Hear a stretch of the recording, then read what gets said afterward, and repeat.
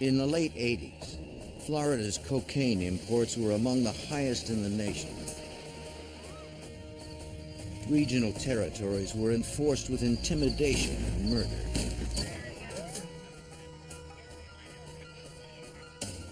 One dealer bowed to no one, not even law enforcement. Desperate to stop the violence, authorities turned to the FBI for help.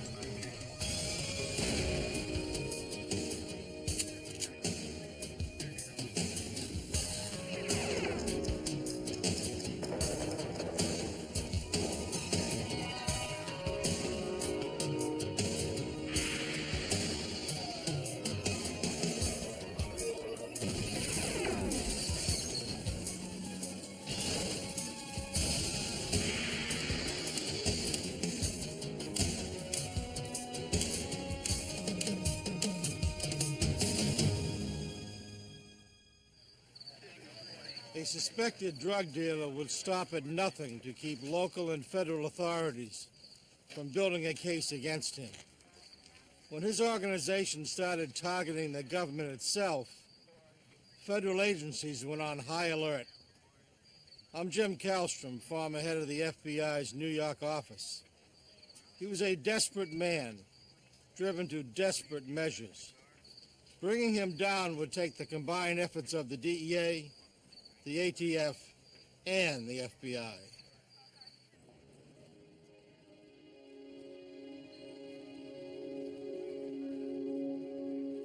Fort Myers Beach, Florida, July 18th, 1987. It was a Saturday night in a Gulf Coast beach town with a thriving nightlife and a booming drug trade. Away from the tourists, many local residents spent the weekend at private parties. For some, that included cocaine. At one party, several men waited for their friend to return with more drugs. He'd been gone for about a half an hour when they heard what sounded like gunshots at around 10 p.m.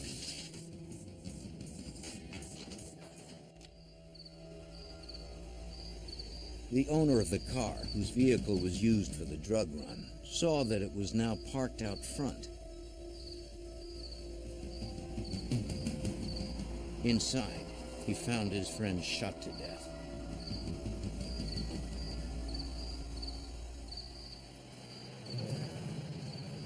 The Lee County Sheriff's Department responded to the scene.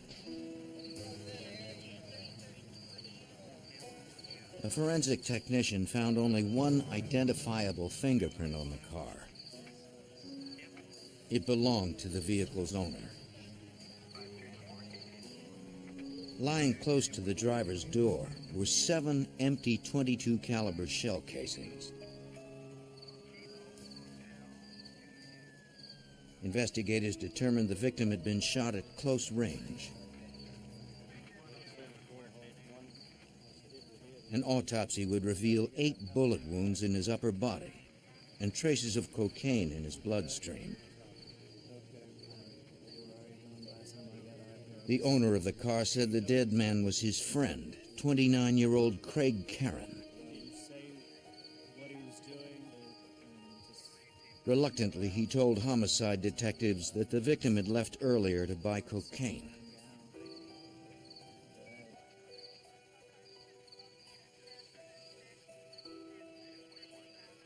The victim's girlfriend suggested police should question her boyfriend's cocaine dealer.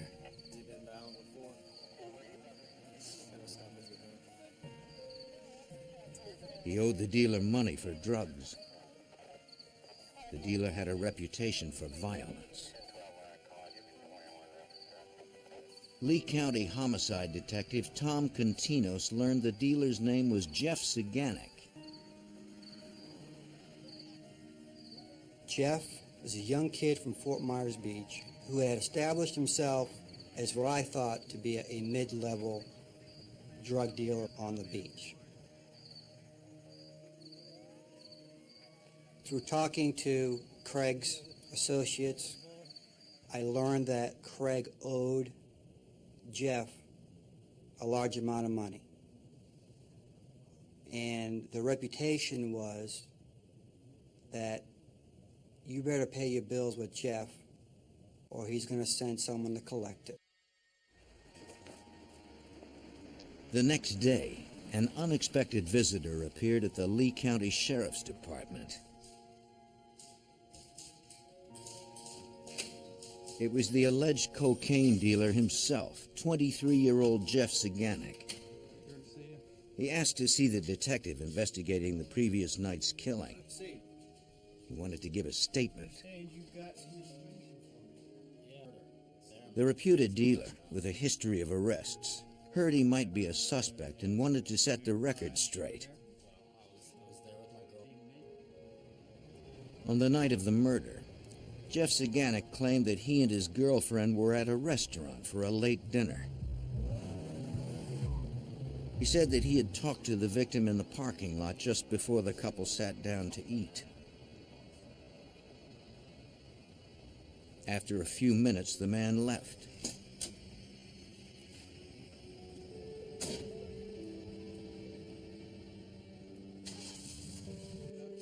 The reputed dealer said he and his girlfriend were at the restaurant from about 9:45 until 11 p.m.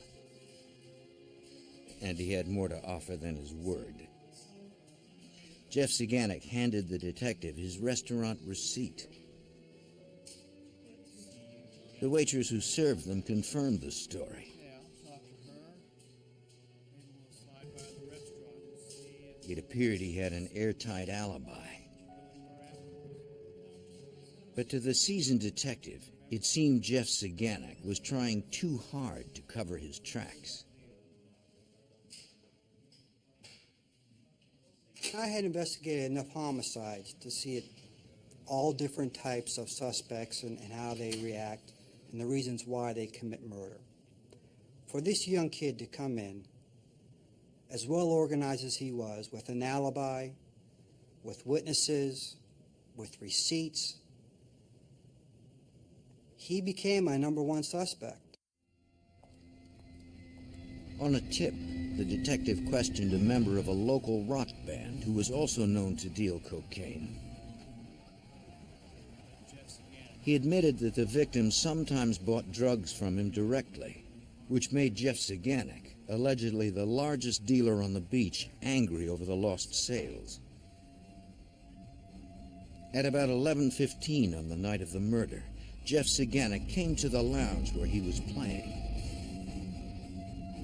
According to the performer, Jeff Saganek boasted that he had just had the victim wasted and that it would teach the people of Fort Myers Beach a lesson.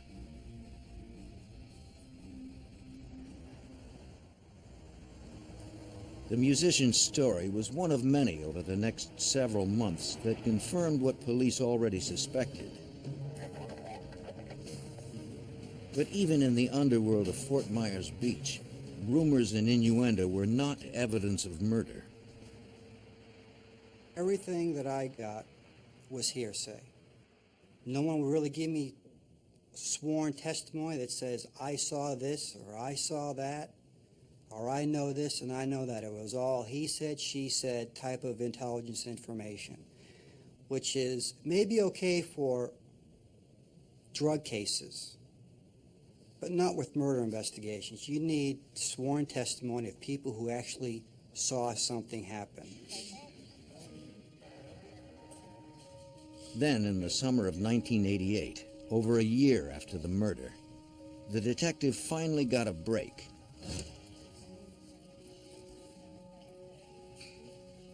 A young woman came forward, claiming to have witnessed the killing.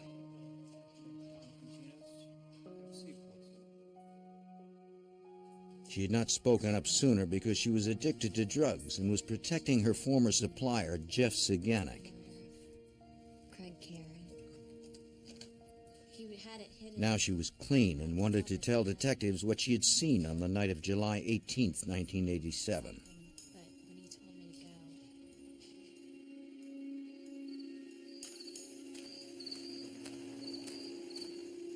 She was on her way to the cocaine party that evening when she witnessed the shooting.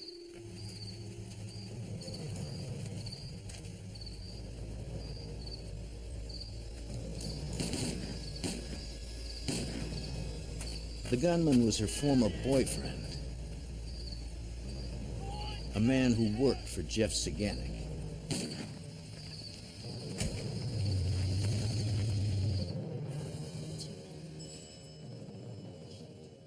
But the detective would be unable to speak to her boyfriend directly. Just a few months after the murder, her boyfriend had committed suicide.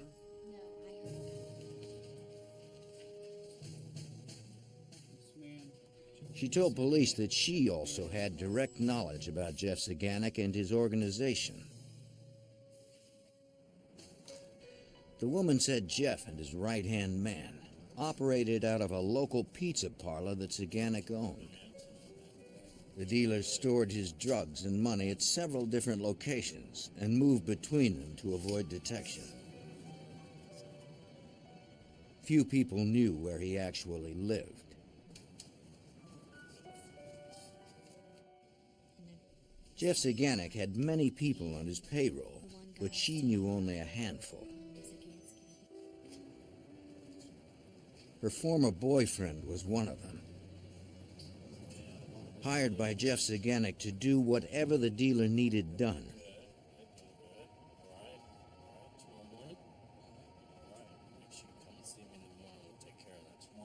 She and Jeff had also had an arrangement. In exchange for storing drugs and guns at her apartment, Jeff had paid her rent.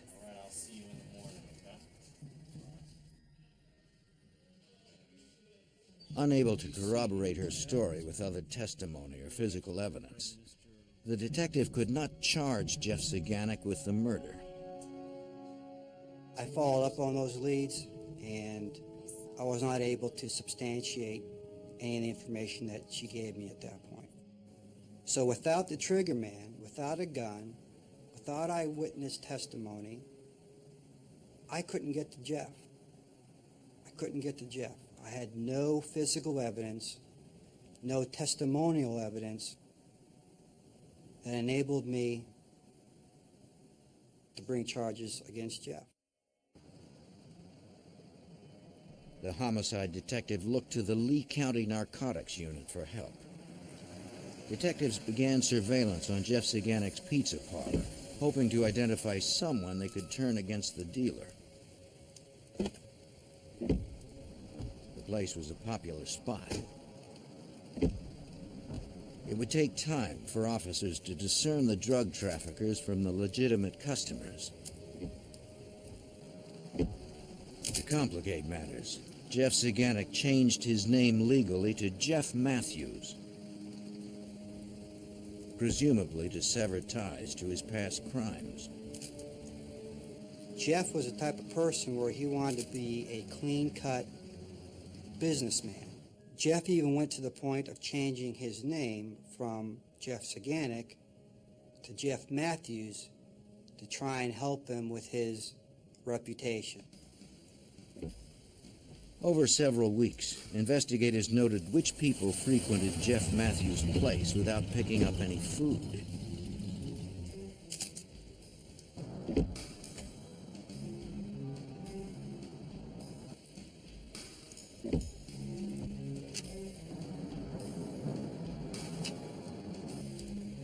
Investigators spotted one man who visited often. A license plate check revealed his name was Stephen Franken. Detectives speculated that Franken might be their connection to Jeff Matthews.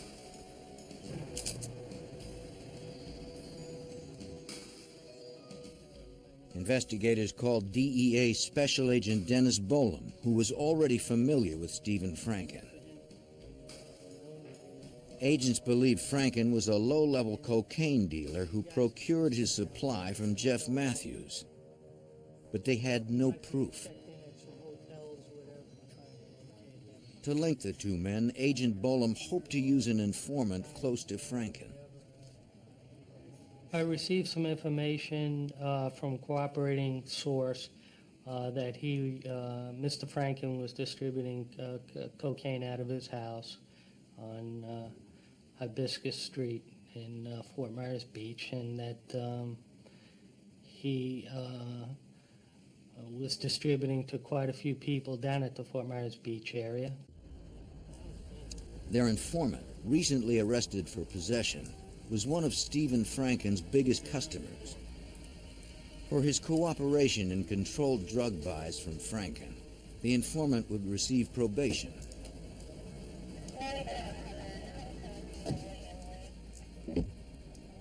If the purchases were successful, agents would be able to arrest Franken, then press him for direct testimony about Jeff Matthews and his organization. Stephen Franken was important to the investigation. He had quite a bit of knowledge as far as drug trafficking that was taking place down at Fort Myers Beach, and with Jeffrey Matthews' participation in this drug trafficking. The informant returned with cocaine. After several more buys, DEA agents finally had what they needed to make an arrest.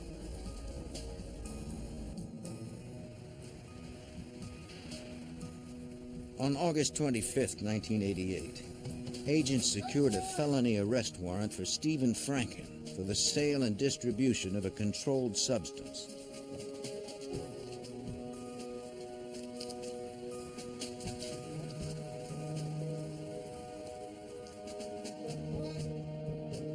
Once Franken was in custody, agents searched his house. Inside, they found prepackaged cocaine, scales, and cash.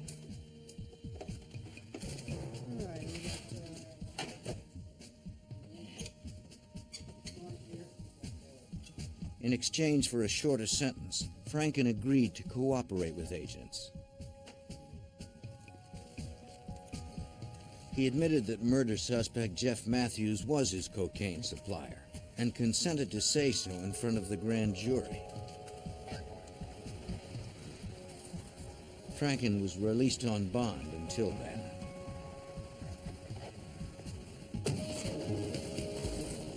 As investigators continued to hunt for evidence in their case against Matthews, deputies in nearby Collier County, Florida, responded to a crime scene.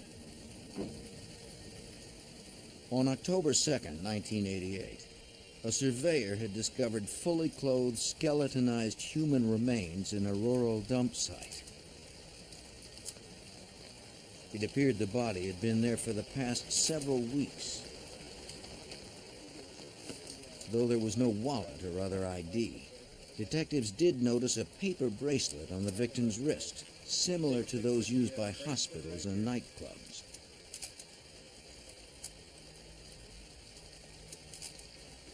Investigators gathered dental records from local families who had recently reported their loved ones as missing. They hoped one of them would match the unknown victims.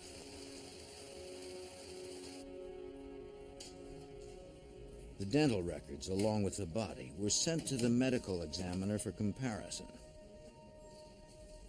He first determined that the victim was a white male in his 20s, killed execution style with 5 .38 caliber bullets to the head. From the body's wrist, the ME removed the paper bracelet. He confirmed it was an admission ban from a nightclub in Fort Myers Beach. Dental records from a missing 22-year-old man last seen leaving the club confirmed that the murder victim was Thomas Sellers.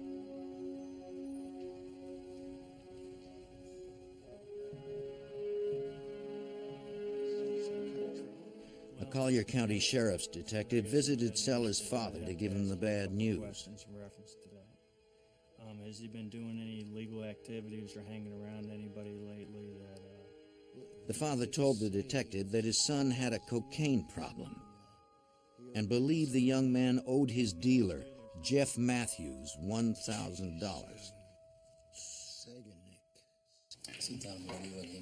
It was also rumored that his son was last seen leaving the club with a man reputed to be a hitman for the dealer.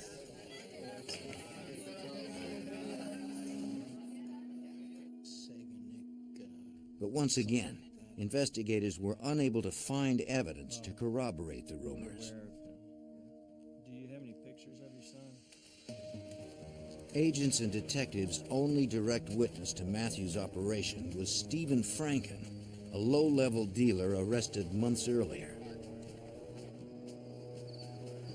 They hoped his grand jury testimony would be enough to arrest a cocaine supplier suspected of ordering 2 executions.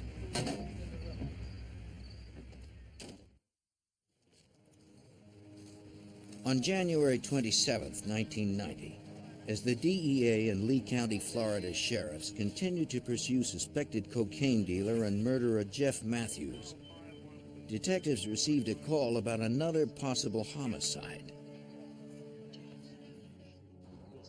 At around midnight, a man was unpacking boxes in his new home when he heard the sound of a car squealing towards his house.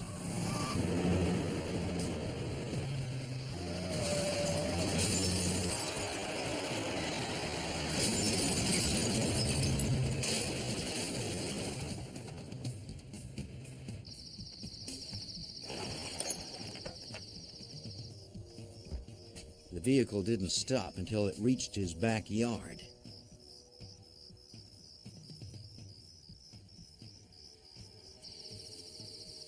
Inside, the driver was dead. Lee County Detective Tom Continos was one of the first to arrive at the home in St. Carlos Park. Initially, I was told it was a motor vehicle accident. There was a dead body in the car. And the closer I looked, the more I realized that he didn't die from a car accident. He died from a bunch of bullet holes.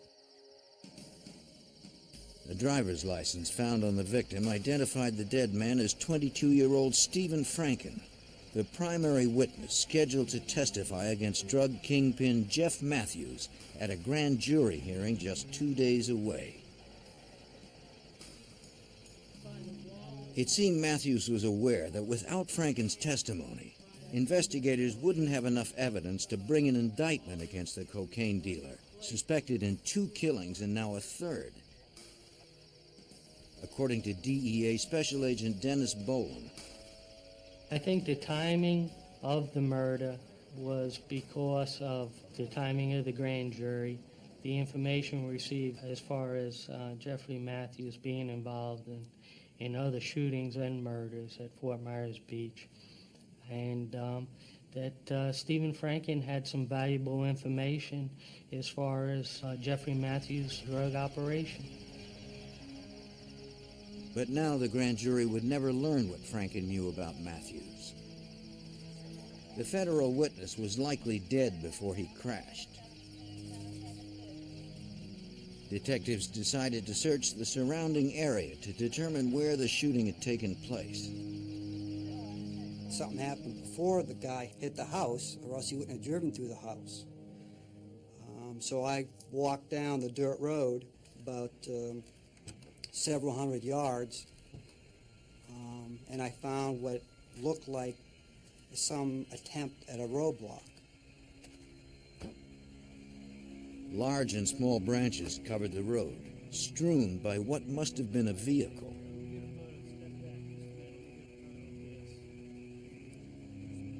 To the left side of the site, detectives found several .22 caliber shell casings, the same caliber as the bullets later removed from Stephen Franken's body.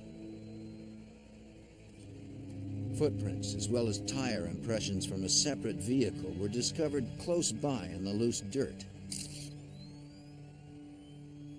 Technicians made plaster casts for later comparison should a vehicle or suspect be located.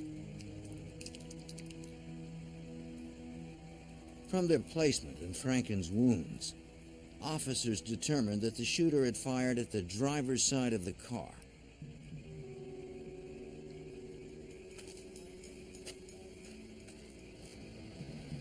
My immediate thoughts were that someone had constructed this roadblock to slow a car down, slow the car down enough where someone can jump out of some brushy area that's along both sides of the road and shoot the person driving that car.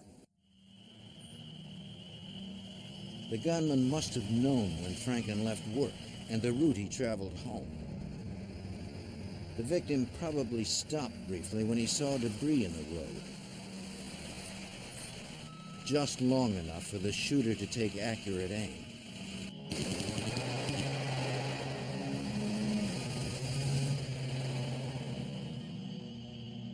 Clinging to life for a few more moments, he likely accelerated down the road and into the house.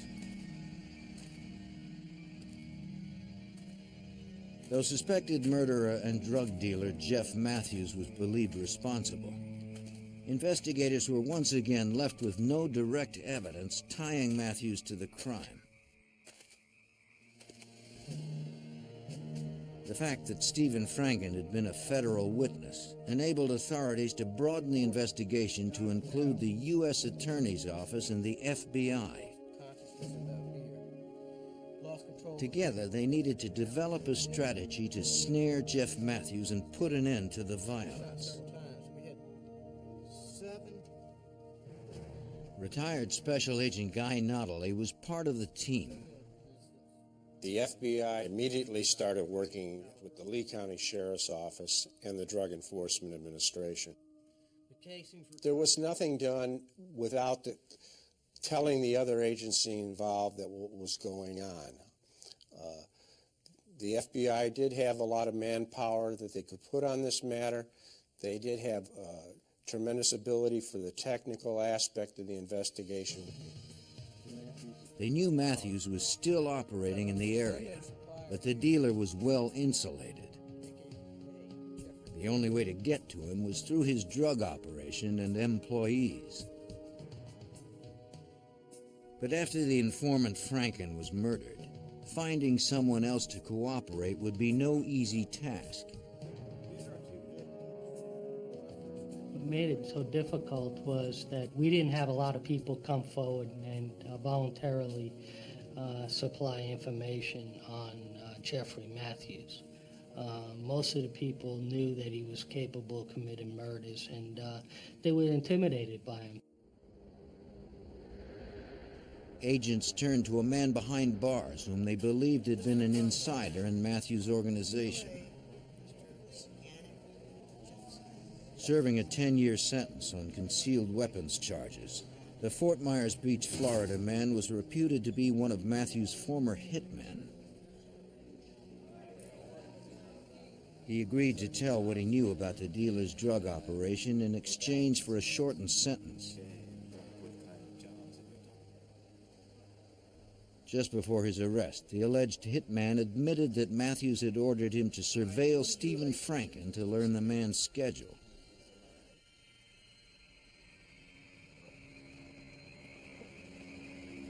With that information, Matthews would be able to silence Franken before he could testify against him. The convict denied knowing who actually pulled the trigger, since he was behind bars before the murder took place. He did tell investigators about another unsolved homicide he claimed that Matthews had committed. He said that one night at the pizza parlor, a contractor was repairing the tiles on the kitchen floor after the restaurant closed. That's right. Yeah, it's split the silence. The hitman had brought over a new silencer for Matthews' gun. No one's gonna hear it. No one hear anything. That thing, see the weight. It's a heavy gun. Yeah. Look at that. Yeah, how's that? Sorry, it's great. He claimed the drug lord killed the contractor just to test the silencer. Agents hoped to get Matthews to corroborate the hitman's stories. The convict agreed to call Matthews to set up a recorded meeting.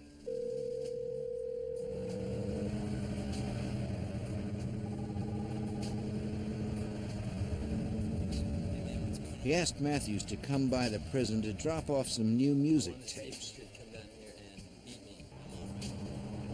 Matthews agreed.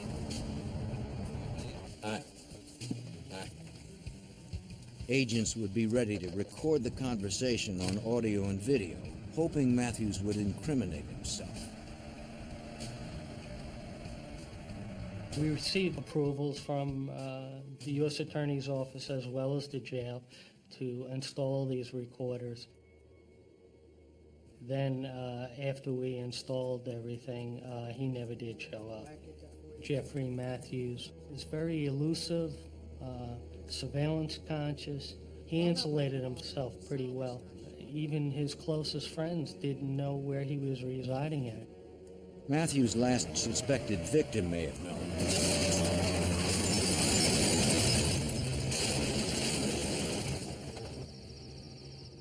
But because he was silenced, the alleged murderer remained free and was becoming more desperate. By early 1990, the FBI, DEA, and Florida authorities continued to pursue suspected drug lord and murderer Jeff Matthews.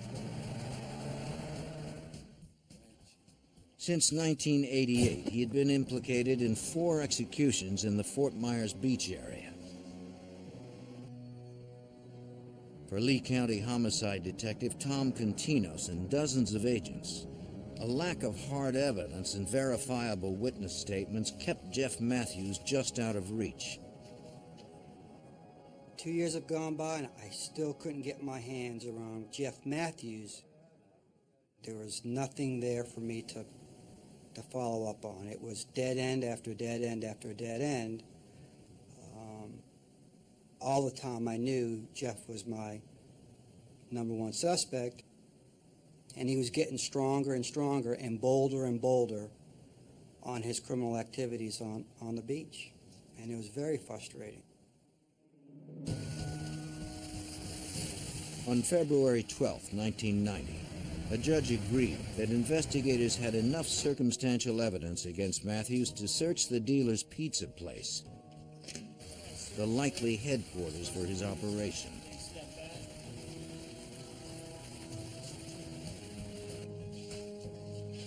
They served the warrant after hours to avoid endangering customers.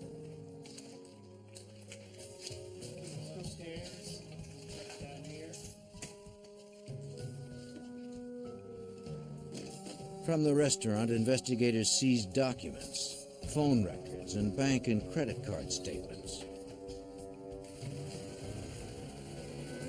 They also confiscated Matthews' Trans Am. The tire treads were compared to impressions found at one of the murder scenes. The results were negative.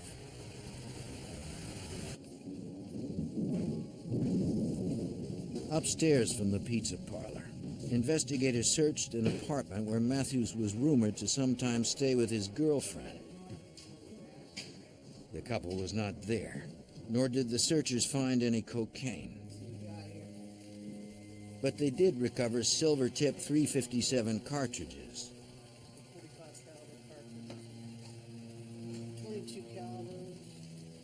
Cash, additional phone records, and most importantly, .22 caliber bullets.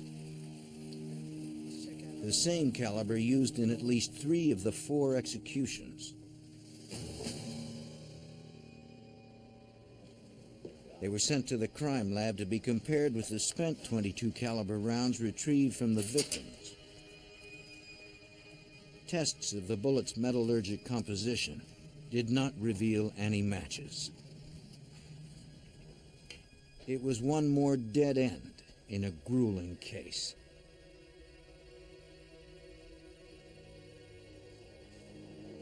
Though there was no direct evidence linking the alleged drug dealer to the murders, DEA Special Agent Dennis Bolam and his team believed they had enough to indict Jeff Matthews and several associates as part of a continuing criminal enterprise. We had concerns at that point that by leaving him out on the street, he could commit additional murders. So We felt we had sufficient evidence at that point, and that's the reason why we went and got the indictments to go pick him up. But Matthews was nowhere to be found. Friends and associates claimed that he had left Fort Myers for parts unknown.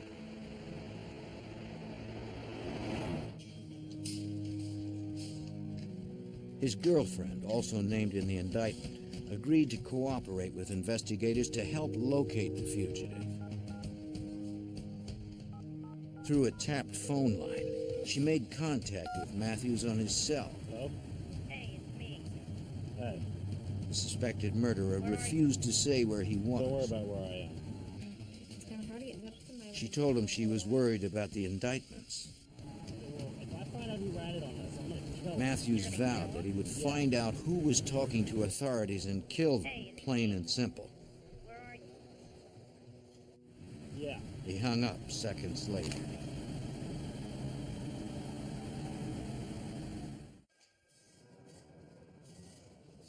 The next day, a confidential informant gave Lee County homicide detectives a promising tip. They learned that Matthews had rented a car with a borrowed credit card on the night Stephen Franken was murdered. Here's a picture. Can you tell us a little bit about the case? An evidence technician compared the tire treads from the rental car to a plaster cast of the tracks collected at the scene of the ambush. They matched. It was the first hard evidence linking Matthews to one of the four murders. Unfortunately, it didn't prove that Matthews had driven the rental car to the crime scene, nor that he had pulled the trigger. We were trying to gather as much information about Matthews as we could. We weren't even successful in finding out where this guy lived.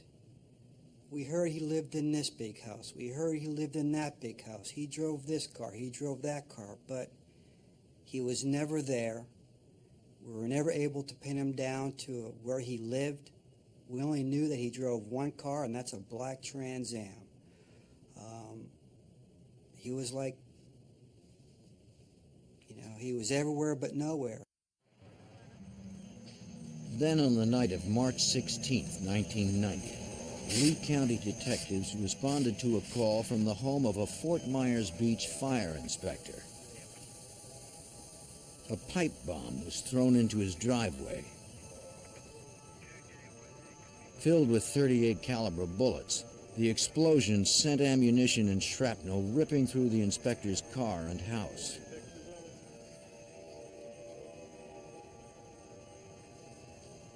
It also damaged a storage shed in a neighboring home. No one was injured. The inspector said he had no idea who might be responsible. Detectives asked him for a list of businesses that had failed any recent fire inspections. You got any problems with anybody? One name stood out. Jeff Matthews. I responded to that scene. Learned that this fire inspector conducted a fire inspection of Matthews's restaurant and did not give him a very good write-up as far as the fire conditions of the restaurant. Once I heard that, I said, this is Jeff sending this guy a message. But if it was Matthews, he had left no trace. All police had to go on was the spotty testimony of a neighbor. The neighbor had heard tires squeal just before the explosion. When he looked outside, he saw a white hatchback race away.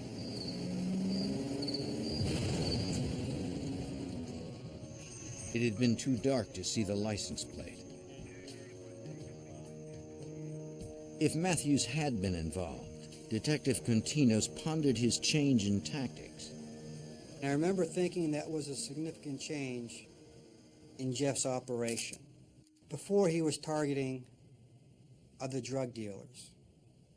Now he's targeting government officials, being that he was a Fort Myers Beach fire inspector. That is something different that Jeff was doing. The detective returned home well after midnight. He tried to unwind, hoping to get some sleep.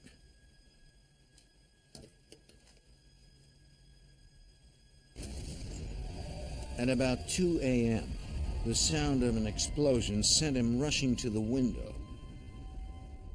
That sounded like a transformer blowing up, a car backfiring, fireworks. I mean, there's a number of things that happen in my neighborhood that sound could possibly occur. Phone rings 2 or 3 minutes later. It's one of my associates who's on the DEA task force, says, "Tom, the DEA building just got blown up." The Fort Myers DEA office was moments away from the detective's house. I'm the first one on the scene, and I saw the entire DEA building engulfed in flames that are hundreds of feet high. I mean, it was an incredible sight for me. Investigators immediately suspected fugitive Jeff Matthews. It was the first bombing of a DEA office in U.S. history. 30 firefighters battled the blaze for almost an hour. Dozens of agents, U.S. Marshals, and deputies from 6 neighboring counties were also called in to help. FBI Special Agent Guy Notley was among them. When I arrived on the morning of the bombing, on March 17th, DEA agents informed me that the suspect in this matter was most likely an individual that they indicted 2 days before, Jeffrey Matthews. If this was the work of Jeff Matthews, the cocaine dealer's violence had escalated to horrific proportions. When law enforcement becomes the target, no one is safe. And Matthews was still on the run. On March 17, 1990, 2 days after a federal grand jury indicted suspected drug lord and murderer Jeff Matthews, the DEA office in Fort Myers Beach, Florida, was firebombed. Agents suspected Matthews was responsible, but he was still at large. The FBI and Lee County Detective Tom Continos believed the fugitive was also the prime suspect in another bombing that occurred just hours earlier. We realized that in all likelihood that the pipe bomb at the fire inspector's house was a diversionary tactic to pull law enforcement resources away from the patrolling area of the DEA building in order for Matthews to firebomb the DEA office.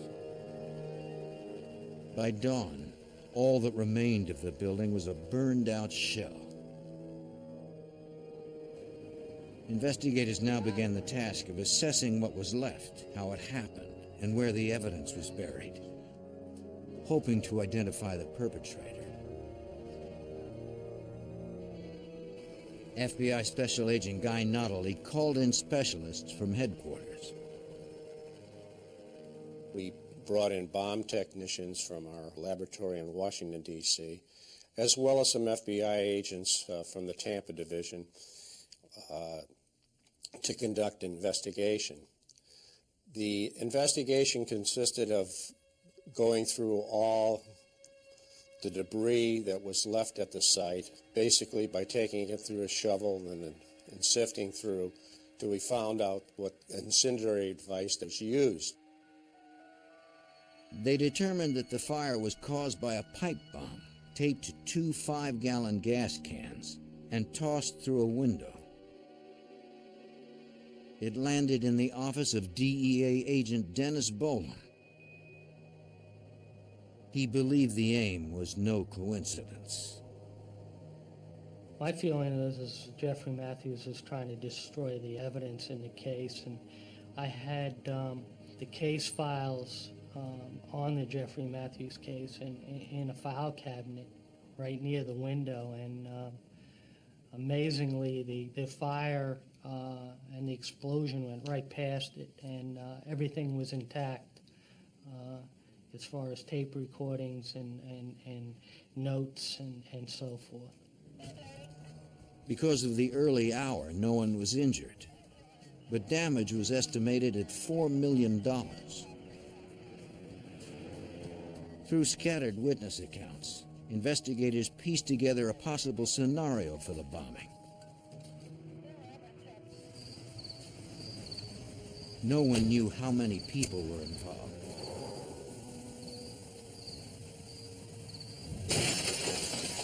But neighbors heard only one car and one door open, then closed. Investigators figured those responsible stopped close to the building for a quick hit and run.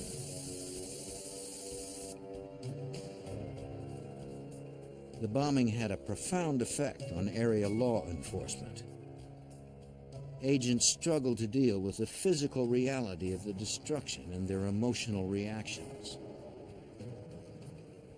I was shocked, and then I was angry, and then I was more determined to get him at that point than anything.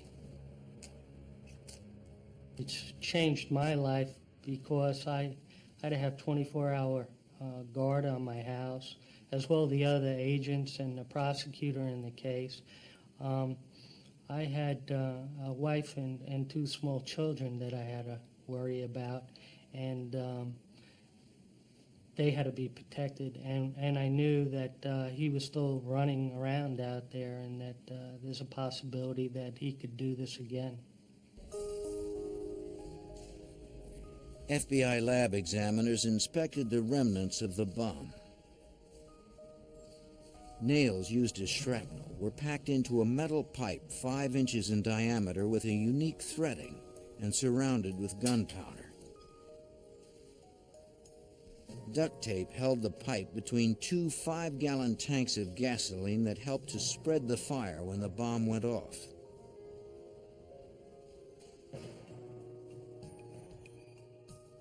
Pretty much familiar with the murders. 100 DEA agents joined the team, and the 4-person FBI office grew to more than 50. Investigators began tracking down where the bomb materials may have been purchased. Teams of agents canvassed every hardware store and gas station for miles around. The pipe used in the bomb had a unique threading. Agents found the store clerk who had sold this unusual item just days before the explosion. The clerk identified Matthews as the customer who had purchased it.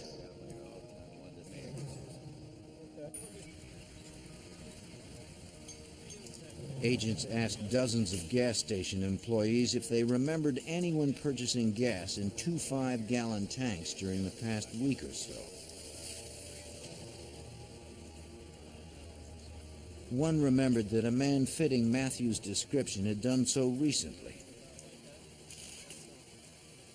The evidence was mounting against the bomber, but agents still had no idea where he was.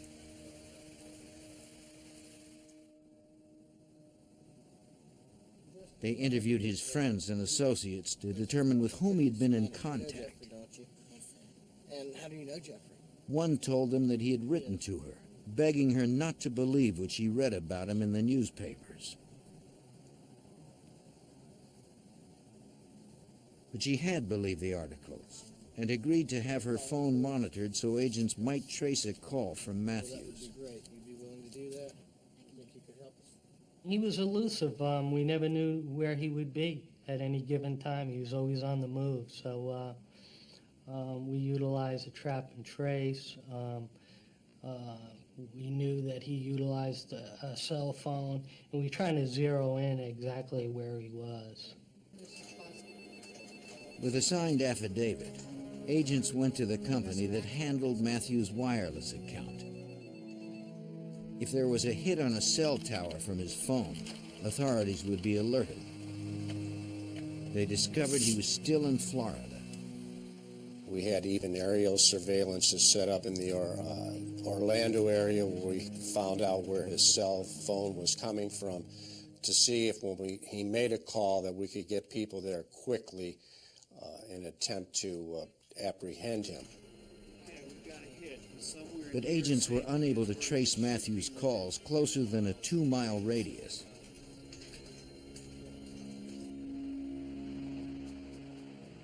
Then investigators received the tip they were hoping for. They raced to a Fort Myers storage facility where the manager had recognized Matthews from the media. The fugitive was presently unloading a truck there. Agents hoped they could get there before the suspected murderer and bomber escaped again. In the spring of 1990, FBI agents raced to arrest 26-year-old fugitive Jeff Matthews, suspected in 4 murders and the bombing of the Fort Myers, Florida DEA building. A team of agents responded to a call from a storage facility manager who had seen the wanted man on his property. Run around! Face you up, brother. Keep your hands. Agents approached the suspect, ready to use deadly force.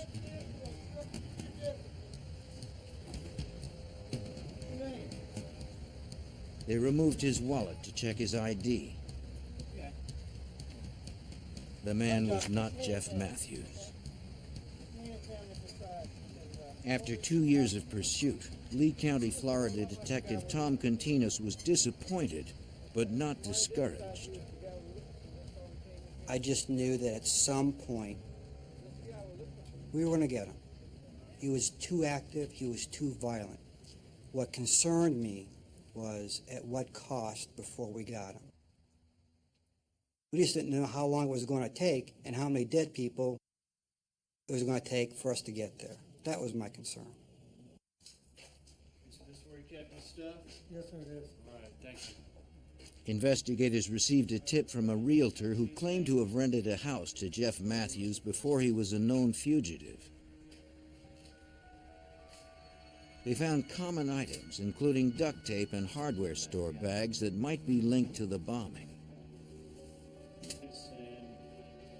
Then they came across something that seemed clearly connected to Matthews' crimes. As DEA Special Agent Dennis Bolam recalls, there was a note, and the note was addressed to the Lee County Sheriff's Department. I don't know the exact verbiage that was used in it, but it's something to the effect that catch me if you can. Catching me because you won't. investigators sharpened their resolve to find him before anyone else was killed. On April 9th, 1990, Matthews called his friend's tapped phone. Agents were prepared to strike if the woman could keep him on the line. This time he was calling from a payphone, according to FBI Special Agent Guy Notley. We were able to determine that he was in the Orlando area. Agents were sent to different quadrants where they could be within 10 or 15 minutes of different payphones that we thought maybe Matthews was using. Field agents waited for the word as precious seconds ticked by. The woman asked him where he was, but Matthews was anxious to hang up. Despite his best efforts, they got the trace.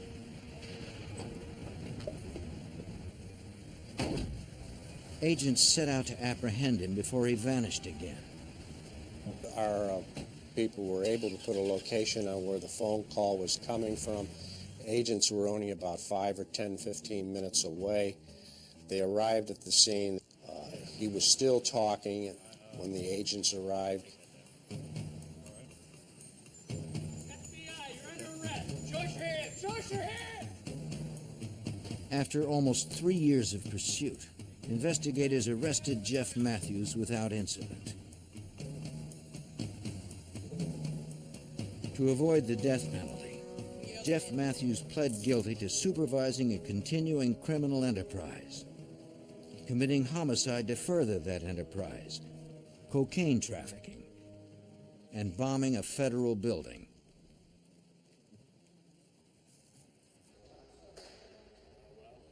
On July 31st, 1990, Matthews asked to speak to DEA and FBI agents.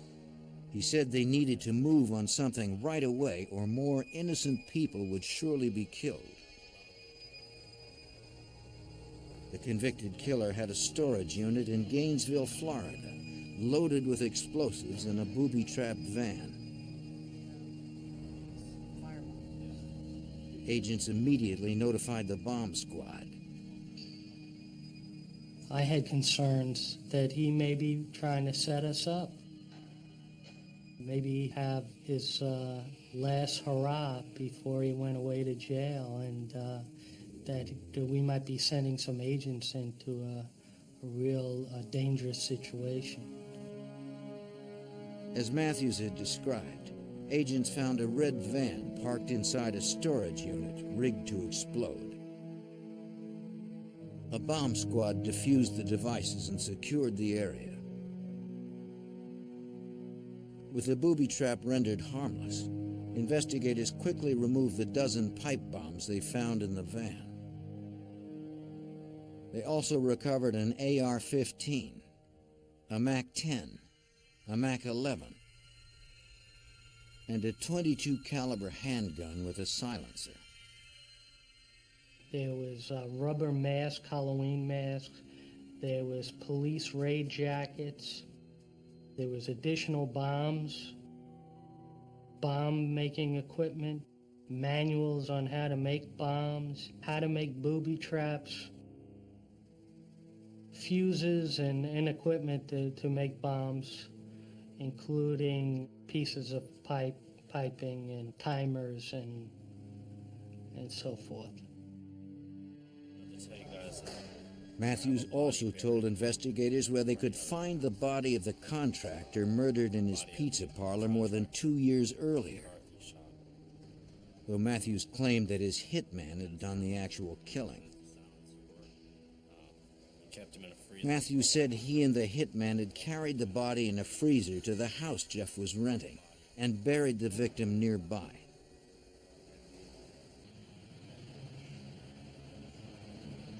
It was the same house where investigators had found Matthews' taunting note.